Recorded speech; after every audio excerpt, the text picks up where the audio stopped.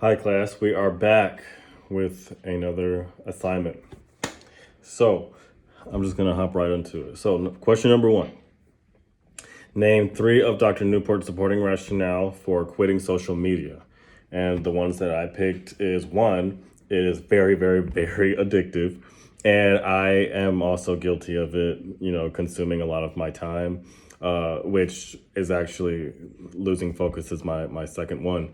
But with being addicted to social media, that can be very distracting. It can take away your focus and it can kind of make you a little unproductive, especially if you're not on some huge platform with social media and you're not actually doing it, for money, which people do.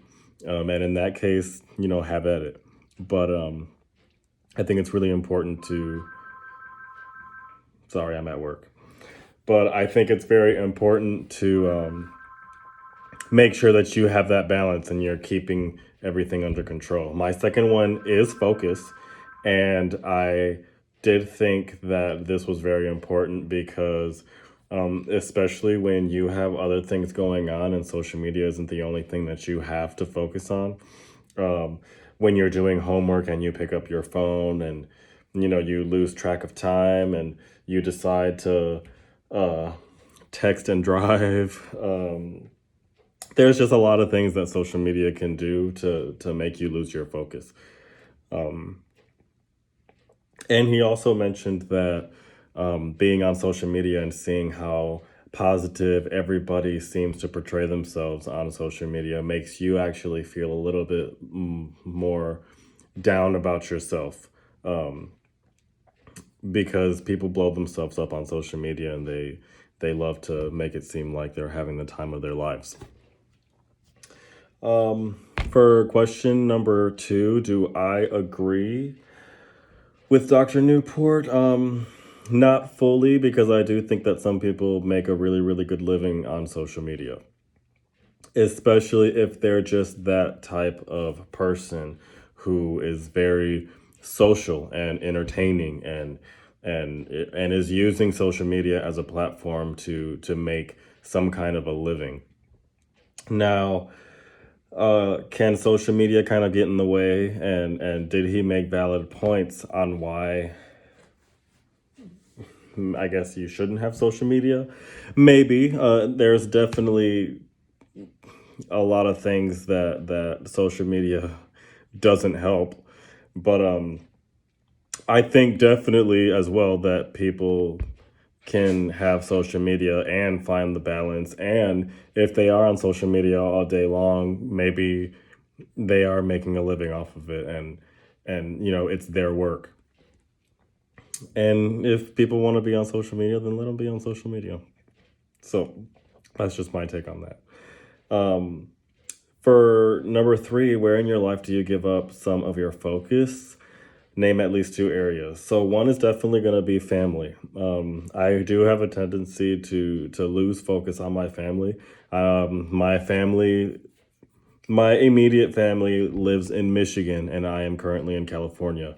And since I was in the military, I did a lot of traveling. I was overseas for a whole year, and sometimes I could do better. I'm working on it, but sometimes I can be a little distant and lose focus on how important family actually is to me. My second thing would have to be relationships, and I'm talking about intimate relationships, not friendships. Intimate relationships, I will definitely lose focus on. Sometimes I'm not the best partner to have, especially if I'm not focused onto it and it's not something that I'm like investing all of my time in. For number four, we're reading the scanned document, and I thought that the revision that I thought was most avoided in social media would have to be willing to allow others to make suggestions for improving your writing. I think this is the most avoided, especially in social media, because time and time again, social media is loves to put some things out there that may not make sense, may be a little closed-minded, a little offensive. People don't really think about what they're posting when maybe pictures and things like that. It's the whole point of having a social media and having that platform is so that you can post whatever it is that you want to post without anyone telling you what you can and cannot do. So I think this is one of the most avoided suggestions for revision, especially because people feel like they have freedom of speech, and they use their social media platforms to do just that, because some people don't do it in public. Some people can't go face to face and have a conversation with someone about it. Their comfort zone is to be on social media where nobody can tell them what they can and cannot post. So for number 5, respond to at least 2 other students' posts. Oh, duh. So, did I miss a question? What are the implications of this missed revision step in social media posts? Oh, so even though people on social media do this, and they do, the point of them being on there is to not have anybody have to revision what they say, because they can say whatever they want to say. Now, the implications is sometimes people be looking stupid. So sometimes people will, post bad, provocative photos of themselves, posting things about their jobs or about someone that they encountered throughout the day, maybe making an offensive post, especially people whose identities aren't revealed in their social media. Now that gets really crazy.